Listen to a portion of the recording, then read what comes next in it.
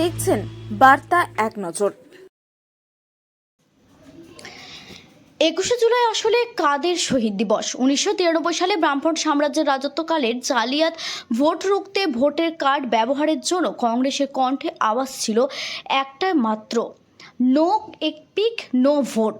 অর্থাৎ বৈধ voter card ছাড়াও ভোট দেওয়া যাবে না, বৈধ ভোটার নাগরিক আধিকারিক করতে হবে। তার প্রতিবাদ প্রতিফলন আজকের এই ঐতিহাসিক রক্তাক্ত নিদর্শন। এই 21শে জুলাই 1993 সালে আজকের দিনের বলাই বাহুল্য কংগ্রেসের পক্ষ বিক্ষোভ প্রদর্শন করেন মহাকরণের অভিযান চালানোর জন্য। তৎকালীন ব্রাহ্মণ সরকারের মুখ্যমন্ত্রী জ্যোতি বসুর নির্দেশে দিলেন কংগ্রেস কর্মীদের আন্দোলন ছাড়া ছত্রভঙ্গ করার জন্য। তৎকালীন ওই সময় স্বরাষ্ট্র সচিব দায়িত্ব পালন করেন মনীশ গুপ্ত। ওনাকে নির্দেশ দেওয়া হয়েছিল গুলি চালাবার এবং তার পরিবর্তে গুলি চলল কংগ্রেসকে। তাজা 13 জন প্রাণ ঝরালো। কংগ্রেসের প্রতিবাদ সভা ছিল, তখন তৃণমূল জন্মায়নি। সেই সভায় কংগ্রেসের যুবনেত্রী ছিলেন আজকের মমতা। কংগ্রেসের থেকে বেরিয়ে এসে নিজের দল তৈরি করলেন এবং প্রত্যেক বছর অর্থাৎ 13 বছর ধরে এই 21শে জুলাই কংগ্রেস থেকে ছিনিয়ে নিয়ে হাইজ্যাক করলো। তৎকালীন মমতা বন্দ্যোপাধ্যায় কংগ্রেসের সর্বভারতীয় যুবনেত্রী। 21শে জুলাই কংগ্রেসের কর্মীদের 13 জন তাজা প্রাণ শহীদ হলেন। একটাই মাত্র বক্তব্য ছিল, নো এপিক নো ভোট।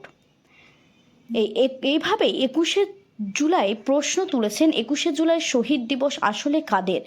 কংগ্রেসের কর্মীদের না আজকে তৃণমূল জালিয়াতিদের? ছি ছি, লজ্জা করে না? এতদিন ধরে এত বড় মিথ্যাচার চলছেই। শ্রাবন্তী সায়ন্তিকা থেকে শুরু করে রচনা জুন থেকে শুরু করে লাভলি শতাব্দী থেকে শুরু করে আমি সবাইকেই দেখতে পাচ্ছি। আমাদের এখানে খেলাধুলা জগৎ থেকে প্রায় 35 জন এসছেন।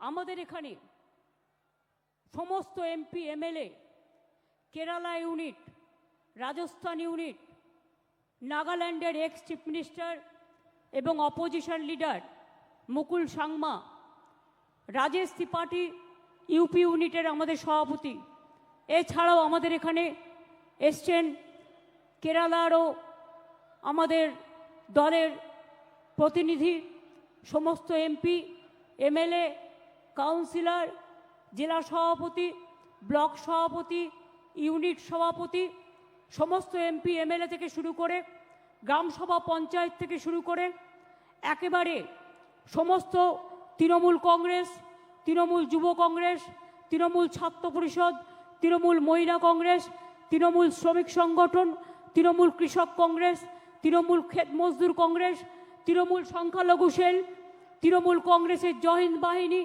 তৃণমূল কংগ্রেসের সমস্ত আইটি সেল থেকে শুরু করে সকলে এখানে এসছেন। তপশিলি সেল, ওবিসি সেল এবং আদিবাসী সেল, সংখ্যালঘু সেল সবাই এখানে উপস্থিত আছেন। আর সর্বোপরি উপস্থিত আছেন সিঙ্গুর নন্দীগ্রাম 21শে জুলাইয়ের শহীদ পরিবার, আইনজীবীরাও অনেকে এখানে এসছেন। আমি সম্মান জানাই সমস্ত শহীদ পরিবারকে এবং ঝন্টু আলী শেখ, দেশের জন্য যিনি নিবেদিত প্রাণ, তার বাবা সবুজ আলী শেখ এখানে এসছেন, আমরা তাকে আমাদের সালাম জানাই। বিতান অধিকারীর বাবা বীরেশ্বর অধিকারী, মা মায়া অধিকারী এসছেন, তাদেরও আমরা প্রণাম জানাই। কুচবিহারের উত্তম ব্রজবাসী, যাকে বিশেষ করে আসাম গভর্নমেন্ট এনআরসির নোটিশ পাঠিয়েছেন, তিনি সহ আরও অনেক সাধারণ মানুষ, অনেক বুদ্ধিজীবীরা সকলে এসছেন। আমি তাদের সকলকেই আমার অন্তরের শুভনন্দন, অন্তরের শুভকামনা, অন্তরের শুভেচ্ছা, অন্তরের ভালোবাসা, ছাত্র যৌবনকে প্রাণ ভরা আশীর্বাদ এবং আমার অভিনন্দন জানাচ্ছি। এই দিনটি আপনারা মনে রাখবেন, গত 33 বছর ধরে 1993 সাল থেকে শুরু করে গত 33 বছর ধরে এই দিনটি আমরা শহীদ তর্পণে, মা মাটি মানুষ দিবস হিসেবে এবং আমরা গণতন্ত্র বাঁচাও দিবস হিসেবে পালন করি। 21শে জুলাই no ID card, no vote, এই আন্দোলন যদি না হতো আজকে আপনারা কেউ ভোটার্স আইডেন্টিটি কার্ড পেতেন না। সেদিন এই রাস্তায় রক্ত ঝরেছিল, 13টি অমূল্য প্রাণ তাদের জীবন দিয়ে গণতন্ত্রকে জিতিয়ে গিয়েছিল।